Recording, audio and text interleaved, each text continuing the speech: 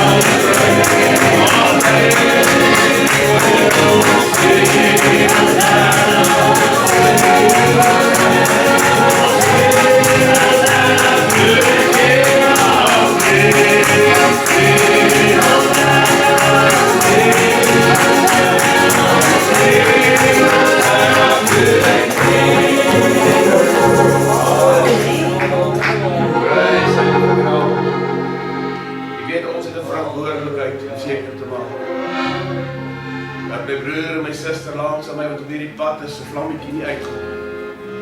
Wie daar die 5 maagde en die 5 wat olie gehad het, die 5 wat nie gehad het. Wie die bruidegom was op die middag om te kom, as hulle maar net gedeel het. En ons nie ons mekaar net self oorlaat in ons eie genade nie, maar as ons mekaar sien dat die een 'n bietjie olie nodig en vir hom 'n bietjie gee. Wanneer die bruidegom kom, dan gaan sy almal dit kan prys. Dan gee vir een so langs aan jou. Man gee vir jou vrou, vrou gee vir jou man, gee vir jou kinders net so 'n bietjie olie. Ek het ook olie nodig. Ja, almal het lekker olie. Sodat daar die vlammetjies nie kan uitdroog. Weet ek dink broer Paul het dan gesê, dan moet so 'n vlammetjie in jou huis brand. Brand hy nog steeds in jou huis hoor. Prys die liewe genade, die volgende koortjie sê, gooi olie in die lamp van my. Maak seker dat jy daar die olie vanmiddag aan jou vlammetjie brand, want die bruidegom kom in die middernag vanmiddag kom sy dit. Hartlik saam. Gooi olie in die lamp van my. Gooi olie in die lamp van my. Gooi olie in die lamp van my. Waar krijg ik ons niet mooi met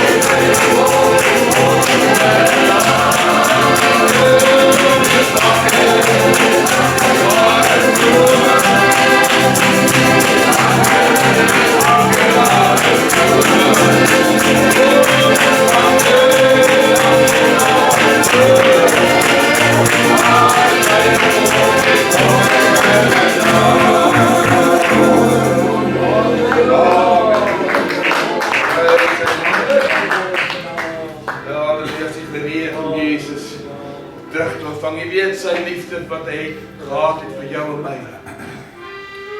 Was die rede gewees dat hy aan daardie kruishout vasgeslaan was. Liefde red my, toe alles wanhoopig was in my lewe. Toe slaan hy homself vas aan daardie kruis en my.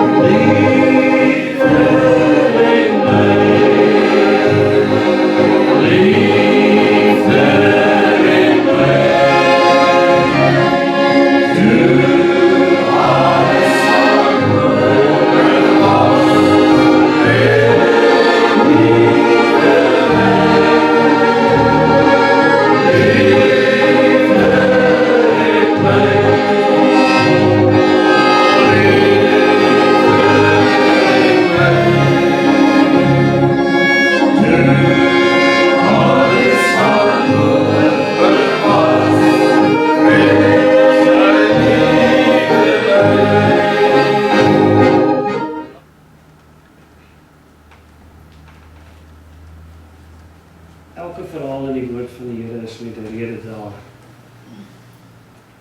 Daar is nie een storie, een verhaal wat nie met 'n rede presies in die Bybel geplaas is nie. Everything in the Bible is written to a code. Every second, third word matches a code. And it's just Almighty God that could accomplish that. They figured it out years later. Every testimony, every book, every verse in the Bible is meant to be there. Ons lees vandag in 2 Konings 6 en daar's 2 stories, 2 verhale in 1 hoofstuk. En partymal lees ons die een en dan kyk ons vir die volgende een verby. Of ons lees net die volgende een, maar jy dink die eerste en die tweede net nie betrekking op mekaar nie. En ek wil graag net met die kortliks deel oor 2 Konings 6. En soos die opskrif daarbo sê, Lessons from an axe head to what we can learn from 2 Kings 6. En die profete seuns het vir Elisa gesê, kyk tog, die plek waar ons voor u woon, is vir ons te nou. Daar was baie profete seuns gewees. Die plekkie waar hulle bly het vir hulle te klein geraak. Daar was uitbreiding nodig, plek om groter te maak, bietjie uitbou, bietjie aanbou. En ek dink 'n mens onderskat dat in daardie dae was die geestelike krag baie manifesterend. In die dae van Elia, in die dae van Elisa, het die krag van die Here baie gemanifesteer. This bunch of prophet sons that the Bible talks of, they weren't just people that couldn't find a job. They were people that chose a higher duty. The prophet sons were chosen. It was men that felt the calling of God on their life. We read that Elijah was the head, of course he was the prophet of Israel, and that these sons said to him that they want to expand their dwelling, the place where they lived. They lived in front of Elijah. The place where they dwelled was in front of the house where Elijah was, and they said, let's go down to the river Jordan. Let's go down, each and every one with an axe, and let each of us cut one beam, one log of wood, so we can expand the place. As jy daaraan dink dat die seuns elkeen een boomstomp moes sny, nou as jy nou na die muur kyk en jy tel hoeveel lae stene daar is, sê nou maar 'n boomstomp is nou 2 lae stene, omtrent 200 mm dik, dan sê jy nou so vinnig tel 4, 5, 6, 7, 8, 9. Jy gaan 10 stompe nodig hê, dan sê jy nou maar eers hier kusynhoogte. Dis nou in die een muur, sy van die een muur. En as jy nou 'n bietjie 'n saaltjie wil hê waar 'n klomp profete seuns in gaan bly, 20 meter soos hierdie by 7 of 8, dan gaan jy redelik baie houte nodig hê. Die Bybel sê dat elkeen een gaan sny. So daar moes 'n groot hoeveelheid van hierdie profete seuns gewees het. According to the numbers that you can work out for yourself, if they were going to build a place to live, there might have been 50 or 80 prophet sons. A place big enough for them to live. It wasn't a small job they were undertaking. Each and every one that were going to cut a timber log, it was a big undertaking. They were going to build a big place for them to live. Hierdie mense was hoog geag in Israel. Hulle was mense wat die wonders van God aanskou het. Het jy geweet dat op 'n dag toe die profete seuns gestaan en kyk het, toe het hulle gestaan en kyk hoe die waters van daai Jordaan oopgegaan het. Ek wonder hoe sal jy voel as jy by 'n rivier staan en die waters gaan oop? Kan jy dit dink? If you were to stand and visually see how the waters of Jordan parted, you never again in your whole life could doubt that you saw a miracle. These prophet sons saw plenty. In the times of Elisha, there was godly manifestation everywhere. They saw that a fiery chariot came to fetch Elijah. They saw the mantle coming down, and they saw Elijah picking it up, and they saw that same man hitting on the water again, and the waters of Jordan opened. And these same young men came and they said, let's expand where we live. Kom ons brei uit. Kom ons maak ons gebou bietjie groter. Kom ons maak ons kerkie bietjie groter. Kom ons maak ons groepie mense bietjie groter. Maar kom ons gaan bou daaronder by die Jordaan. Kom ons gaan daaronder na die rivier toe, want daar het ons groot dinge gesien. Daar het ons gesien hoe die gees van die Here Elia weggevoer het. Daar het ons gesien hoe die waters van die Jordaan oopgemaak het. Daar het ons gesien hoe Naaman wat melaats was in die water ingeduik het. En toe hy uit die water uit opkom, toe was sy vlees so jong soos 'n jong seun se. Dit was 'n plek gewees waar 'n geestelike konnektasie met die kinders van God gepraat het. Dit was 'n plek gewees waar Gees met die mens gepraat het. As die gees van die Here afwesig is, when the Spirit of God is absent in our spiritual life, what use is it? This week I heard a very short YouTube short about the Pentecostal church in the United States of America, a very conservative one. And the guy said something that I remembered. He said, what a despair. How deeply disappointing is it when you go to a Pentecostal church, but you don't experience Pentecost? Hoe teleurstellend sal dit nie wees as jy kerk toe gaan, maar jy die gees van die Here nie kan gewaar nie. Is dit nie die rede hoekom ons sê ons is 'n Pinksterkerk nie, want Pinkster is deur die Here ingegee. Hierdie groepie profete, this group of prophet sons, they followed something that was extraordinary. They followed Elijah. Yes, he was the prophet of God, but bigger than Elijah was Elijah's God. And they saw the hand of God working. They saw the river parting. They saw people's life being changed. They saw Elijah being controlled by God. And they wanted to be like that. They wanted to be used in their community.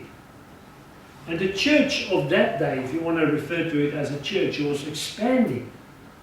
This bunch of men said, we can't, the place is too small. Let's build a bigger place. Let's expand. Kom ons gaan groter. Kom ons bring ander mense in. Kom ons gaan bou 'n plek daar by die rivier. Hoekom wil julle daar by die rivier gaan bou? Want weet jy, dis waar ek die Here ervaar het. En dis hoe ons as mense is. Ons kom kerk toe want hier ervaar ons die Here saam met my broer en my suster. Dis lekker.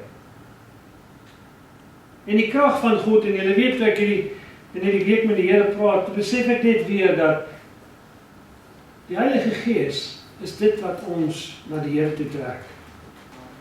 En ons moet nooit die krag van God verloor nie. These men would never have followed a prophet if he wasn't the prophet of God, if there was no power. But they saw with their own eyes how Naaman dived into the water, the war general of Syria, and he came out, and he had leprosy before, and he came out and he was healed. They saw it. And when they decided to build a big hall, a big place where they could live, they said, we want to build it down there, because there's wonderful things of God that happened there. And they said, let's go down there, every man with his axe, and we'll cut one beam each. There would have been a lot of them. And then one turned around and he said to Elijah, Sir, would you please come with us? What a blissful day. What a blessed day for one guy to invite Elijah. En dit het my so baie laat dink. Ek net weer terug gaan dink aan oom Wally Visser, wat nou die moderator was van ons kerk voor hy afgesterf het. En ek het weer aan hom gedink. En gedink hoe geseënd was ek om hom te kon ken. En dat hy die woord van die Here altyd by hom gedra het. Dat hy die krag van God by hom gedra het. Dat hy die gees van die Here by hom was. Dit was lekker om sy teenwoordigheid te wees. Dit was lekker om te luister na sy woorde, want sy woorde en sy mond was vol liefde, vol verdraagsaamheid, vol genade. Dan het ek ook gesien met my eie oë die groot werke wat die Here deur hom gedoen het. Ek sal nooit vergeet nie, ek vertel nou maar op my eie manier, maar ek onthou om Gert Vogel, die Here het met hom gepraat deur profesie in die gemeente, en die oom staan toe in die kerk, met sy baadjie aan, kan nie meer presies die woorde onthou nie, maar ek weet dat die Here het vir hom Gert gesê, jy moet nie twyfel dat ek met jou praat nie, Gert. Die Here ken jou hart, en kyk in jou baadjie, is daar R20 noot, en sy hoekie is afgeskeer. En hy haal daai R20 uit, en sy hoekie is afgeskeer. Dis die krag van God. God, die God van oom Wally, is ook die God van my. Maar weet jy, dit is wonderlik, en dis hierdie evangelie, en ek wil dit vir niks verruil nie. Going to church, going to a Pentecostal church without Pentecost, the power of Pentecost being there is worthless. And how good is it that we can still go to church and experience God? Ek het lekker gesing voor. Ek het dit oor toe gemaak en dit net geniet. And it was good to be in the presence of the Lord. It was good to dwell. It was good to sing, give me oil in my lamp, keep me burning. Keep me burning. I lit my oil lamp last night at 1 o'clock. And when I lit it, it came up straight away. And the light was there and the room was illuminated. And then I thought about, you could have all the oil in the world, but if you don't light it, if you don't have the fire of the Holy Spirit, your life will still be dark. You cannot keep the oil for yourself. You need to expand it. You need to use it. And this is what this message is all about. You need to expand to make room for others. Miskien tel hom die Here om te kom. Want hy weet daar is nog 'n broer of 'n suster of iemand wat nog moet inkom. En hulle is af na die rivier en elkeen met sy byl. Laat ons tog gaan na die Jordaan en elkeen daarvandaan 'n bulk gaan haal. Dat ons daar vir ons 'n plek kan maak om daar te woon. En Elisa het gesê, gaan. Maar een man sê, gaan tog asseblief saam met u dienaars. En hy antwoord, ek sal gaan. En hy het saam met hulle gegaan, en toe hulle by die Jordaan kom, het hulle bome omgekap. Ons het nou gister bietjie gaan houtkap, en die ander was saam, en hy kan 'n byl swaai. Ek het vir hom een van my groot bloksplitters my byle gegee, die 8 pond 1, en eintlik is hy te swaar vir hom. Want daai lengte en daai lang liewers het gewerk vir hom. En hy het lekker gekap, en Wally en Polly, en hulle het gewerk, die mannetjies, en toe hulle so lekker kap, daai houtkap, toe praat dit in my hart, en ek dink aan hierdie boodskap, and I thought about how good is it to expand what we've got. They went down to expand, to make their life bigger. And I thought what these prophet's sons would be without the prophet there. What they would be without the Spirit of God there. And they understood something. The Bible said that these prophet's sons in the time of Elijah were very committed. They followed, they basically set aside their daily chores in life. And this is what they pursued, is being spiritual. Maar hulle het van daai tyd af al besef wat dit is om die salwing te hê. Salwing is 'n woord wat ons gebruik in die kerkewêreld. Maar het jy geweet dat daar 'n dubbele mate van die salwing van Elia gerus het op Elisa? Did you know that? That the double anointing of Elijah rested on Elijah. That's what he asked for. And they were also, these prophet's sons were pursuing, not Elijah, they were pursuing the anointing. They were looking for oil. They were looking for the anointing. They were chasing the Spirit of God. That's what they were doing. And they could not expand if they weren't led by the Spirit of God. Ons kan nie groei as ons nie aan die gees van die Here vashou nie. Jy kan nie in jou geestelike lewe groei as jy nie aan die gees van die Here vashou nie. Jy kan nie in getalle en nommers groei as jy nie op die gees van die Here staat maak. Die gees van die Here is alles, want hy leer en lei ons in alle waarheid.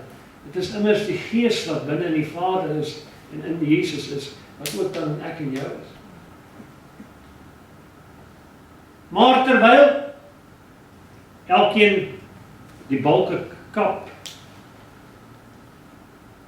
val die byl, die yster in die water. En die man roep uit en sê, ag my Heer, hy praat met Elisa, die byl was nogal geleen, ek het hom by iemand geleen. I borrowed this axe from someone. This guy, maybe he was new, he joined the prophet's sons. He didn't have his own axe, he didn't have enough money. So he borrowed one. Someone lent him an axe. Dit was nogal geleen, en daar val die byl in die water. En die man van God, Elisa, vra waar het dit geval? En toe die man om die plek wys, het Elisa 'n stok afgesny en dit daarheen gegooi. Ek sien vir Elisa, hoe sny hy daai stokkie af? En almal staan en kyk, en hier vat hy daai stokkie en hy gooi hom daar in die water, en daar dryf die stok.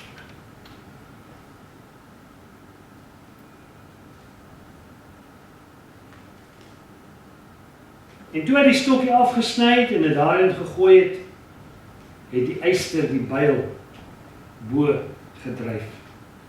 En Elisa sê, haal dit nou maar uit. En die man het sy hand uitgesteek en dit geneem. Jy sien die gees van die Here was daar. Dis hoekom hulle daar hulle plek wou bou. Dis hoekom hulle daar hulle saal wou bou, hulle blyplek wou bou, want hulle het gevoel, hier gebeur baie dinge. En ek wil die vermoere bemoedig. Dis maklik om gewoon te raak aan goeie kos, as jy elke week dieselfde kos kry. Maar ek en jy het regtig, soos wat die Here skrywe, en Paulus skrywe, jy het die beste deel gekry. Die beste deel van Jesus Christus het jy gekry. Nie van die kerkgenootskap, maar van die Here gekry. Ons was genadig deur die Here, om hierdie evangelie met sy krag, met sy salwing te kon kry. En dit is werklik waar 'n voorreg.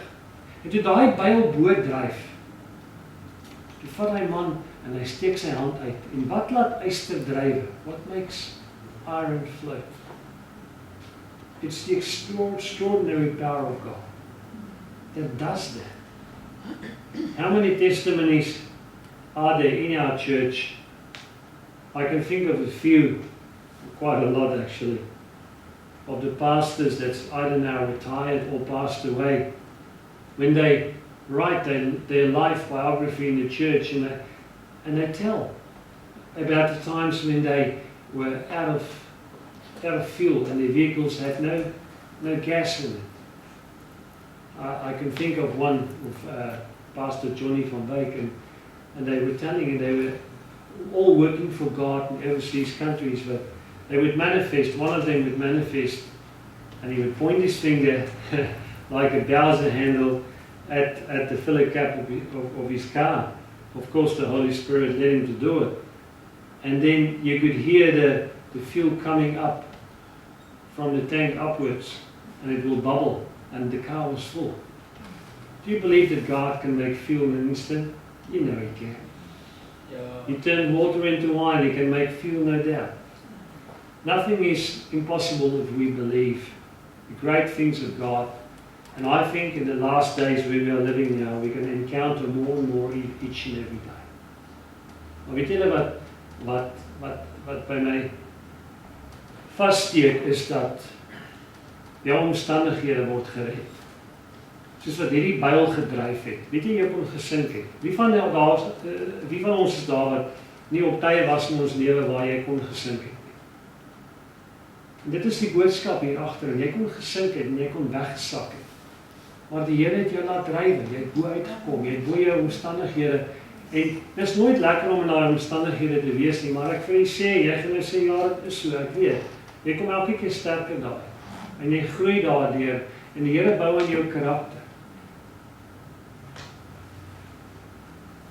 Ek wil nou vir die tweede gedeelte van hierdie verhaal lees, en dan gaan jy nou sien hoe pas die eerste gedeelte van die Bybel in met die tweede gedeelte, en wat is die eintlike boodskap wat die Here dan aan ons wil gee. Sonder om nou 'n nuwe hoofstuk te begin, sommer nou net in vers 8, ons het nou met vers 7 geëindig, vers 8 begin, sonder 'n opskrif, hy begin net reguit.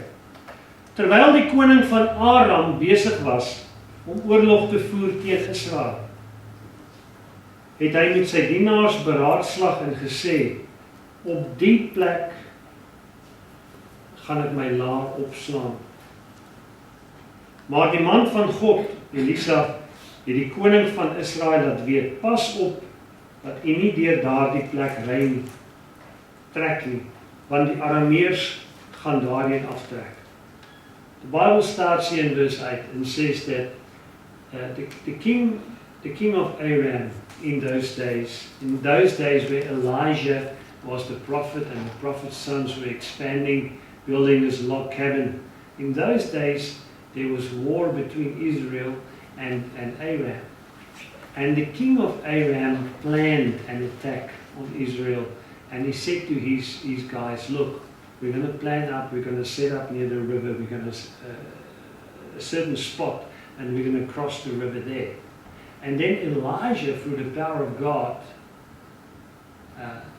discerned him, and he knew his plan. God revealed the plan of the other king that was going to conquer or attack Israel to Elijah. And Elijah went to the king of Israel and he said, look out, this is the plan that the enemy has got. And this is the prophecy, this is the gift of God. Hierdie is Pinkster, hierdie is die krag van die Here. Dit is die voordeel wat jy het.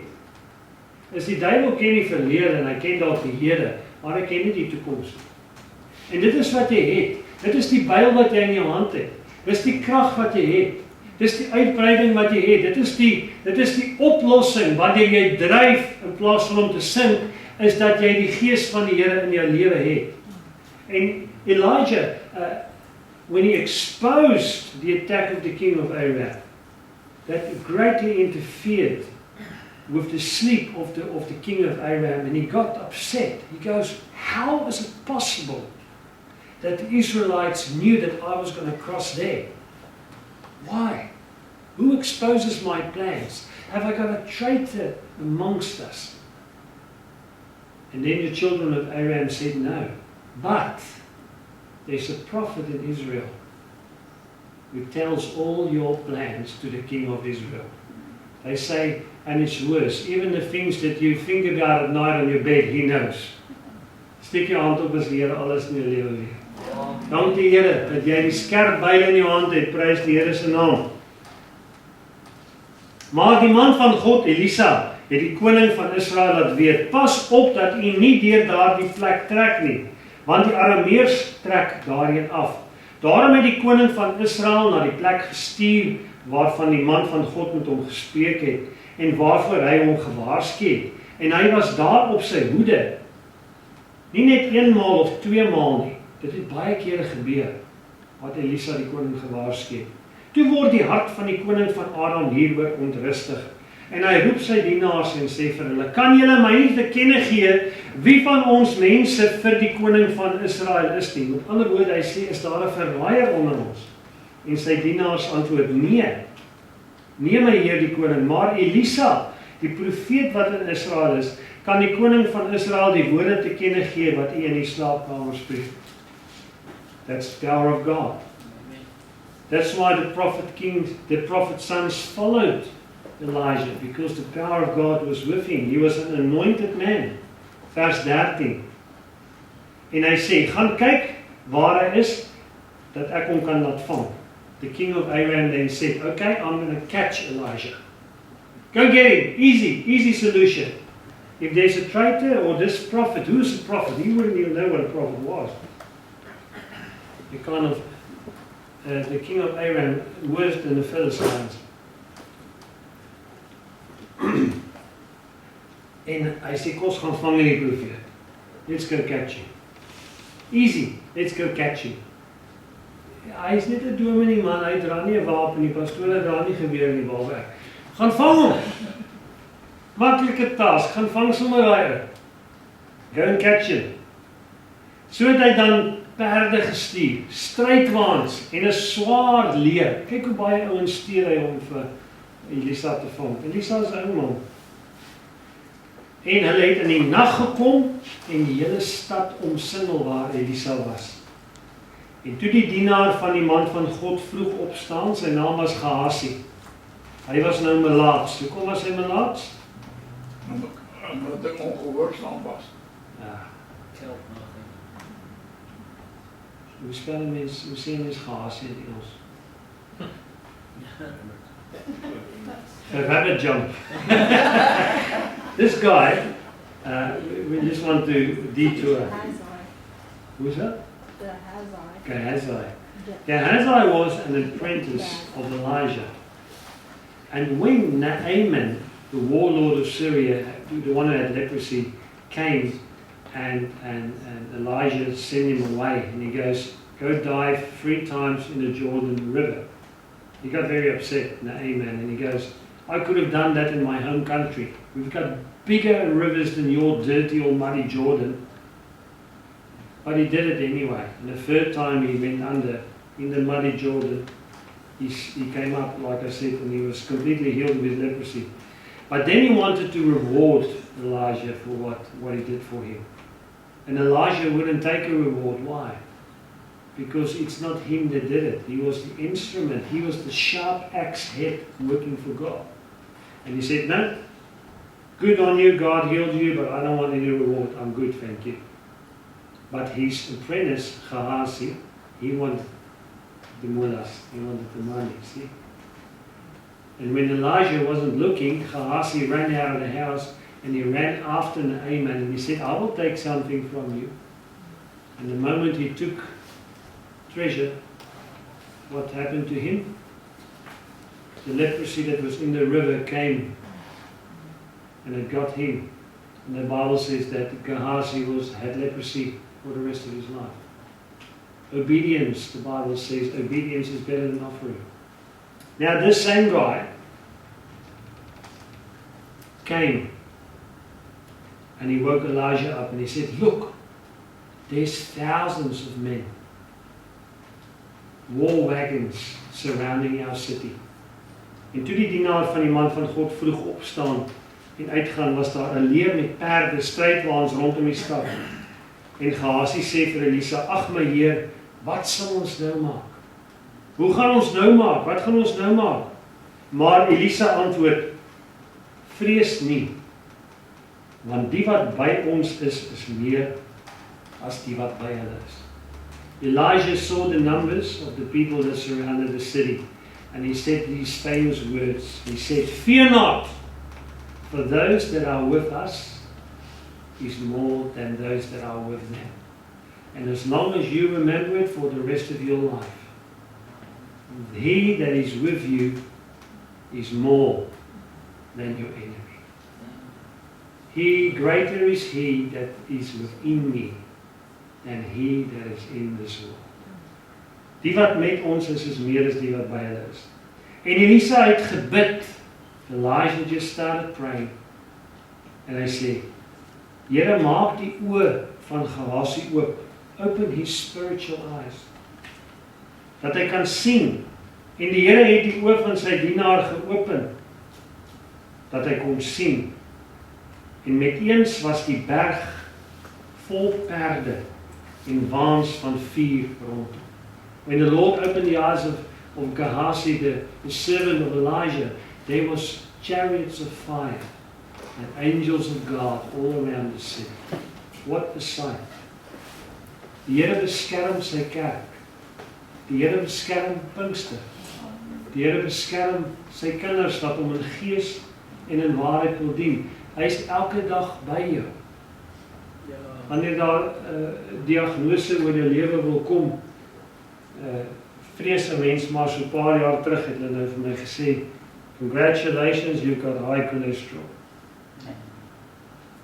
Take these. Vat hierdie pilletjies, hulle gaan jou help, en dis nou hierdie statins.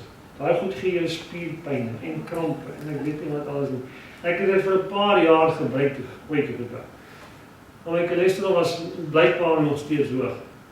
En nou die dag toe kry ek nou 'n nuwe dokter. Ek het daar gelyk, en sy het my gesê, my vrou was daar saam met my. Dus sy sê, ag man, 7 of 8 vir cholesterol lesing vir Suid-Afrikaanse mans is doodnormaal. Sê ek my, my doctor for life. Sy sê, ja, julle Suid-Afrikaanse mans, nee man, 7 of 8 is doodnormaal. Maar sy het my nou net nader getrek, nee, maar die einde toe sê sy vir my, maar hoor hierso, jou cholesterol is 'n bietjie hoog. En sy moet gaan vir 'n cardiovascular scan. We're going to check your calcium score. Okay? En my ma het gegaan vir haar calcium score, en haar calcium score is 0. Sien, dit is goed, né? So. En ek het gedink, no chance, my calcium score gaan nie 0 wees nie. Calcium score, let's see if the lipids, as there's any calcium build-up in your arteries, which can stop the blood flow, and then you can have blood clots forming in all sorts. And I went for my calcium score, and I was a bit hesitant, and my calcium score cut back, and it was 0. I said, "Kom hier, you lekker koeksuster."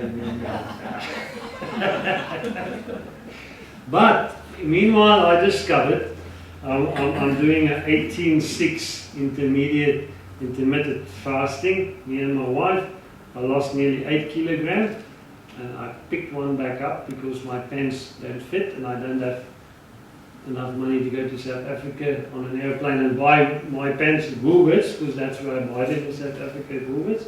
So I had to pick up 1 kilogram. So hierdie week en laasweek het ek lekkers ouma beskuit geëet in die oggend. Net het ek net so 'n bietjie gewig optel dat ek nou nie te maar is nie. Hier voor kerk toe kom wel my na my en sy sê jy broek agter maak so naaitjie. Ek sê ja, ek is te maar, jy sien. Net is so 'n bietjie gewig optel.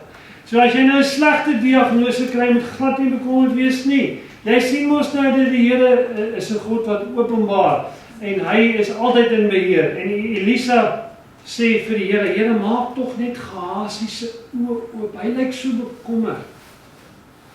En toe hy sy geestelike oë oopmaak, is net die berge is vol van die engele van die Here. Weet jy, if the Lord would do it today,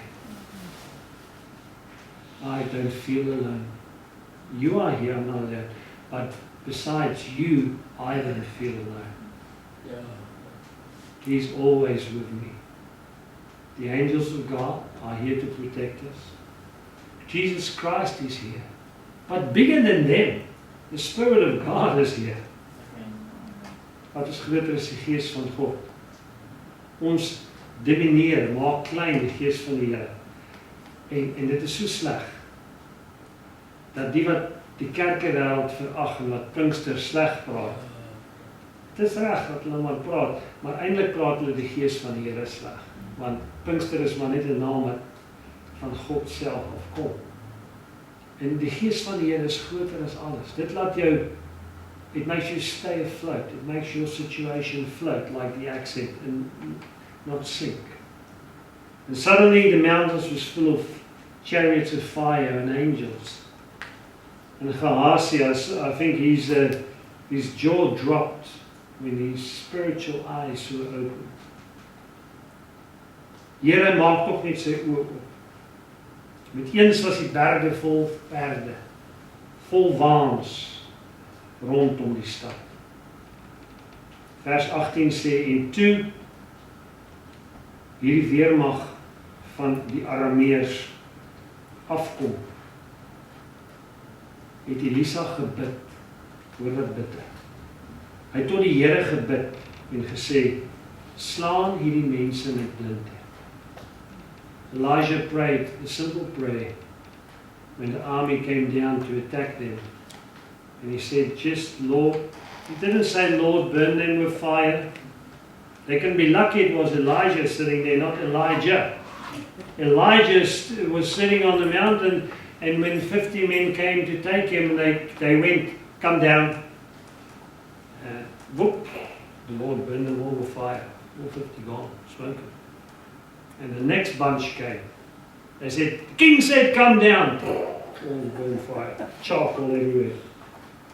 And the third guy came and he goes, look, I'm scared for my life. I'm just working for the king. Can you please come down? He didn't turn to charcoal. It's all about how you say it. But Elijah was different, okay? He didn't pray fire upon the people, the army of the Arameans. He just said, strike them, let them all be blind. And the next moment, this whole army lost their eyesight. Kan jy dink? Terwyl jy kom om 'n klein ou Israelitiese Joodse groepie aan te val. Skielik kan jy nie meer sien. I think it will ring home the moment when you can't see. You don't need to believe in God, and then suddenly, if you don't believe in God, you are struck with blindness. I think you will quickly believe then, and you're quickly going to learn to pray too. Lord, please, I'm sorry. obviously you know you've done something wrong. When suddenly you are attacked and you can't see. Pitch black. You can't see a thing. Doesn't matter if it was the midday or the sun was on its brightest. It's dark, you cannot see at all. Sure. Elisa het tot die Here gebid, slaan hulle met blindheid. En God het hulle op die woord van Elisa met blindheid geslaan. Toe hy dit sê, when he prayed it, they couldn't see a thing. Daarom sê Elisa vir hulle, what would you have said? The most guys would have said, kill them all, now they can't see. Stab them. But listen to what Elijah said. Elisa sê vir hulle, dit is nie die weg nie. Hy stap na hierdie leermag toe. En die sagte, kalm stem van hierdie profeet sê vir hulle, julle is op die verkeerde pad. You're on the wrong way, that's what he told them. Suddenly they can't see and this prophet comes along and he goes, you're on the wrong road. And he spoke to them spiritually as physically. He goes, you're looking for the wrong man. You can't be looking for me, I'm just a prophet. Wait, I'll take you to the king of Israel. That's where you want to go. I think that's where you want to go. And they were led by Israelites by the hand. Suddenly the people of Israel came out. They wanted to kill them all, and Elijah said, no, you can't kill these people. Put away your swords. Take them by the hand. Isn't that compassion? Is dit nie pragtig? En hulle vat hulle aan die hand en hulle stap met hulle weg. Daarom sê Elisa vir hulle, dit is nie die weg nie. En hierdie is nie eintlik die stad wat hulle soek nie.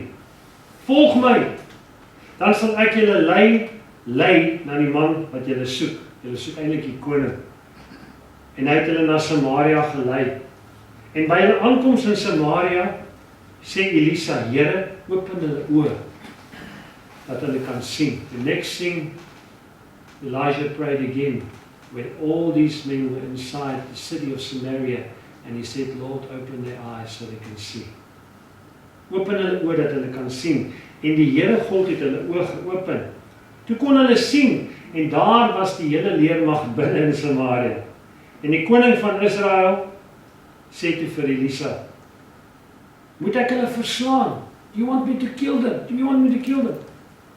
Moet ek hulle verslaan, my vader? En Elisa sê, nee, jy mag nie. You can't. Maar gee jy liewer vir hulle brood en water. He goes, you can't kill these people. This army that came to attack you, but give them bread and water. Isn't that how we expand? By giving what is ours to others.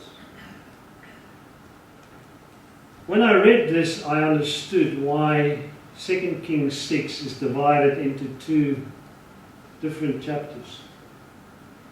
The first one said, take an axe head, expand. It's spiritual. We need to expand. We are so good at expanding our own. We are good at our own salvation, focusing on ourselves, our commitment, our relationship with God. But when it comes to others, we normally hit a brick wall. Because that's hard. Talking to someone about Christ. It's hard. It's hard to find an open ear for someone to listen. Someone that doesn't have an atheist ideology. You don't find that very often. Dis moeilik. Maar die Here sê, gee jou brood en water. Hulle het nie baie brood en water gehad nie, en hulle was heeltyd beleer deur hierdie vreemde leermag. Maar Elisa sê, nee, gee julle brood en water vir die mense. En hulle bring hulle brood, en hulle bring hulle water, en hulle gee dit vir hulle vyand. They gave their bread and water to the enemy. And the moment when they did that, and they ate, the Bible says, and the army of Aram never again in this time pursued the Israelites. I think they refused. They would have said to their king, no, we're not doing it. some greater power struck us with blindness there. And we could have stayed blind for the rest of our lives. But then they prayed to their God and they opened their eyes. And then they gave us bread and water. And you want us to go kill the guys? No. And it says something of opening our hearts to others. The spiritual message, and I'm closing with this, that God talked to me about was that my axe that I've got is my weapon. It's also my spiritual weapon. Mom, can you please pray for us? I cannot cut a tree down without my axe. I also will struggle to chop a tree down if my axe is blunt. So I need to sharpen my axe. Is that right? How do you sharpen your axe? It's easy today with a grinder. Back in the day, wasn't that easy. But what if you borrowed someone's axe? What if you borrowed someone's axe and then you sharpen it? Wat van as jy iemand se jagmes leen en jy maak hom skerp op verkeerde angle? Jy gebruik nie jou Lansky sharpener en jy maak hom op verkeerde angles skerp, of jy krap hom hier oor die bly. Gaan jy gelukkig wees as iemand jou jagmes vat en hom vol krapmerke vir jou teruggee? The message here is also you need to have your own axe.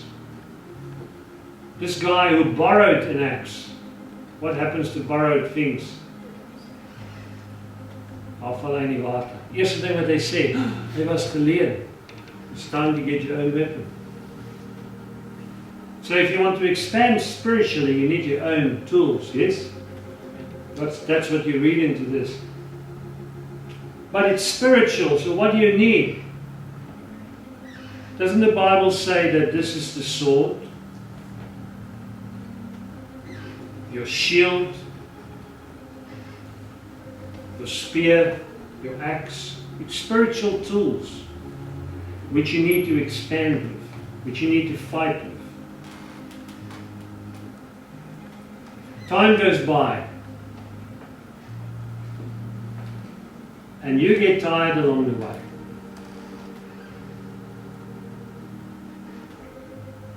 I was also very wary lately of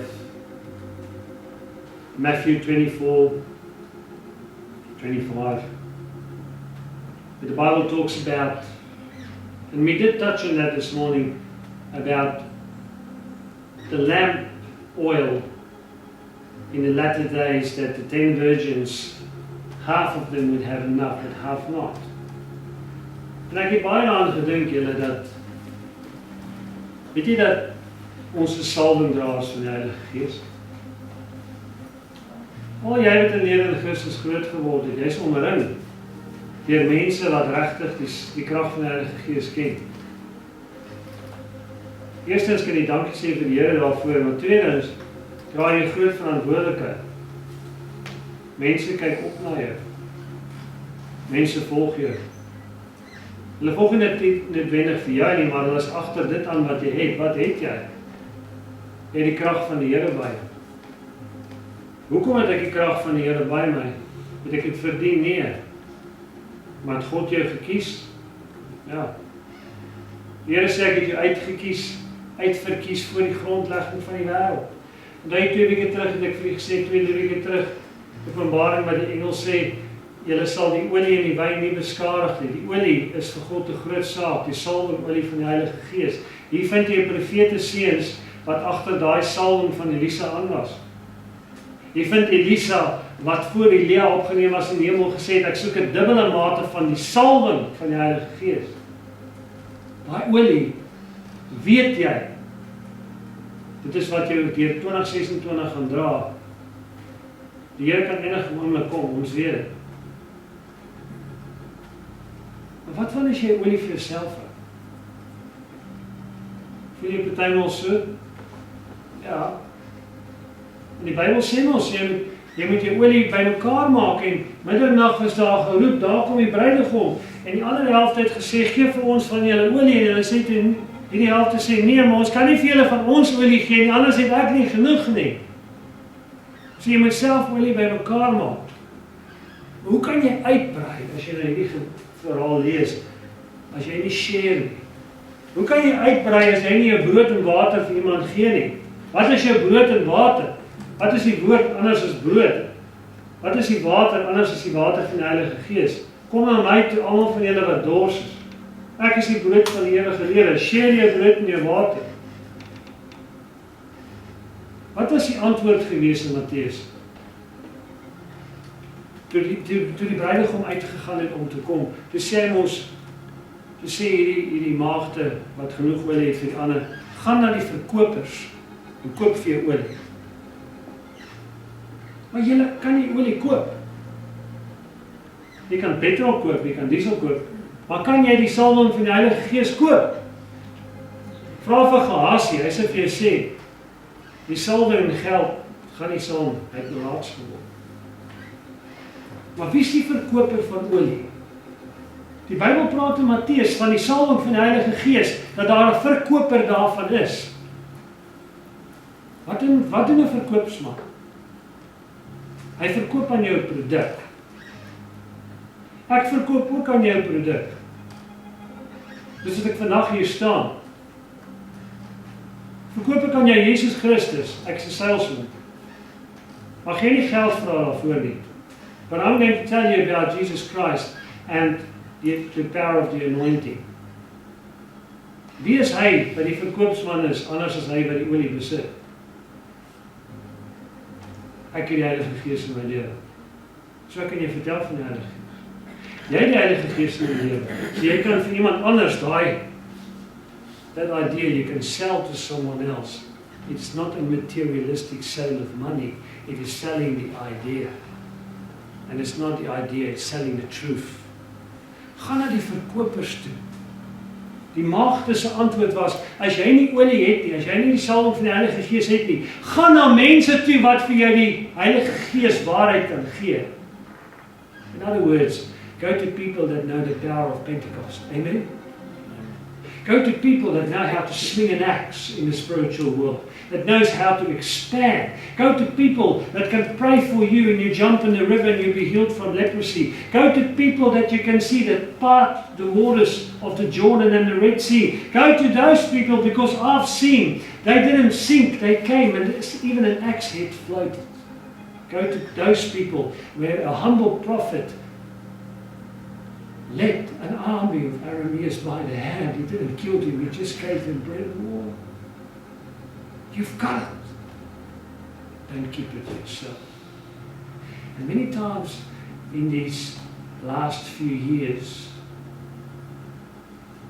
I felt like keeping it to myself. Because you get hurt. The price, I give it for free, but you pay for it every time they take. Every time people take, and they take more and more and more and more. But I realized something. And God spoke to me, and I thank the Lord for it, because I am a vessel of the power of the Holy Spirit. Until I lay down my head, it's my duty to be a retailer for the gospel and to keep giving like Elijah gave. Give bread, give water, laat die olie vloei. En ek het aan Jesus gedink. Wie het swaarder gekry as hy? Hoeveel keer is hy verraai? Hy is gekruisig, maar tog het hy bly gee tot die einde toe. To be a vessel, to give, to be a retailer of oil. Go to the sellers, they said. You cannot buy the anointing, but go to the people that can give you, lead you to the power of the Holy Spirit. That's what the church is.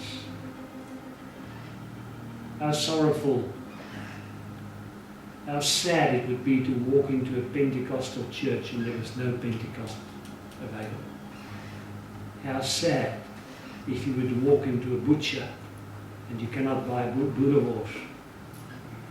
How sad if you were looking for a blue bull steak and you couldn't find it. You go to a retailer to find something. Can people come to church and find the Holy Spirit? Yes, they can. En in die laaste tyd, julle, as die skroef nou reg aangedraai word, en jy sien baie mense kom dan skielik kerk toe. Nou in die tyd van COVID, moet hulle gekom. Selfs die ateïste by die werk het skielik begin vra. Staan net gesaam met my. Ek wil net vir die bid. As jy kan, lig net jou hande so. Jy hoef nie heeltemal op lig nie, lig net jou hande in. Here, ons verstaan net in die boodskap, Here, dat ons die salwingdraers van die Heilige Gees is. Ons soos daai profete seuns, Here, wat volg die salwing van die Heilige Gees. Here, U is die Heilige Gees. Ons is maar net die kanale. Ons is die kruike wat U vul met daai olie. Ons het daai olie meer nou nodig. We need Jesus now more than ever. Amen. It's the one thing we need. Dankie dat die Heilige Gees, dat ek hier verhoor kon gewaar van die begin van die diensdag. Dankie dat ek die laaste nag kon gewaar. Dankie dat ek my lampie kon opsteek en jy met my praat en sê, jy moet nog steeds die vuur hê, al het jy die olie, steek daai lig aan dat hy brand. Al is jy besig om olie op te gebruik om laat daai liggie brand, die Here sal dit weer aanvul. Dankie dat ons vanmôre met U kan praat soos wat Elisa met U gepraat het en gesê, Here, hy het net gepraat en U doen hierdie wonderlike dinge. Dankie dat U vanmôre seën, dankie dat U vanmôre die Heilige Gees hier krag teenwoordig is, Here. Dankie terwyl hierdie mense hulle hande oplig, Here, dat U Heilige Gees in hulle lewe vloei. Dankie vir die krag, Here, dankie vir die genade. Dankie dat U ons volmaak, dankie dat U ons, Here, leegmaak van onsself en ander dinge wat pla, maar volmaak van die Heilige Gees. Put in our hands the axe, the sharp axe, not one I borrowed. I cannot borrow the anointing of someone else, but one axe that belongs to me. To chop down the trees, to expand spiritually, so I can house others more. Now give us the patience. When the people come in and they are different than us, this is where it gets very sad, I know. Because we Pentecostal people are as stubborn as they get. When someone don't fit, we let them know very quickly. But that's also the reason why the churches never expand. We have to be patient. Your word said, give them water and give them bread. They didn't even believe in God and they came to kill you, the Arameans. The prophet of the Lord said, give them your bread, give them your water. Don't fight. Lord, give us the patience now. We are the retailers of oil. We are the sellers. We sell the truth. We don't sell the idea. We sell the truth. You can purchase the oil here, not with money, but you will pay the price. The price of salvation. It's for free, but it will cost you not money. It will cost you to leave sin behind. Dankie Here, dat U vanmôre met ons praat. Dankie vir die Heilige Gees, dat ook dan die naprediker van hierdie woord sal wees. Help vir ons, om ons harte te verruim vir ons vyande. Hulle wat kom om ons skade te doen, Here, maar dat ons vir hulle brood en water sal gee. Sodat die bruilofsaal, ek dink aan die woorde van die Here wat sê, gaan dan uit in die hoeke. En toe die gasheer, die bruilofsheer inkom en hy sien daar's leë plekke, toe sê hy, gaan uit op die strate, gaan uit op die hoeke, bring die mense, ja, alles vuil, maar trek vir hulle 'n nuwe kleed aan, bring hulle dat hy saal vol kan word. Dat ons sal onthou, Here, dat ons vir U werk. En hiermee wil ek afsluit, die laaste iets wat jy in my hart ingebring het, is daai woorde van die Here wat hy sal sê, hoekom moet jy jou talente begrawe? Hy kan nie my kannetjie olie begrawe nie. Dit sal beteken dat ek nog baie olie het, want ek het 'n verhouding met U. Maar jy kan nie 'n kannetjie olie begrawe en dink hy gaan brand nie, want hy gaan nie brand nie, want daar is nie suurstof onder die grond. Laat ons kannetjies brand. Laat ons lampies brand, Here, sodat ander dit kan sien.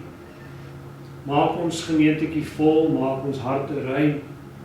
Stuur vir ons mense, Here, wat U in gees en waarheid wil dien, sodat die oes van die Here, wat ryp is en wyd is, ek seker daar is mense in hierdie stad, wat hier hoor, wat vanmôre by die huis sit, wat luister miskien na 'n bandjie, miskien net na die nuus kyk, ek weet nie, maar hierdie is 'n beter plek in die teenwoordigheid van die Here. Here, trek die mense met koorde van liefde, trek hulle soos 'n magneet, Here, wat aan ysternadig moet, trek die mense na U huis. Help vir ons, Here, sodat ons U met hulle kan deel. Dankie vir U liefde, beskerm ons en bewaar ons, waar ons nou uit mekaar uitgaan. In Jesus naam. Amen. Amen. Terwyl jy so staan, kom ons sing net saam. Lead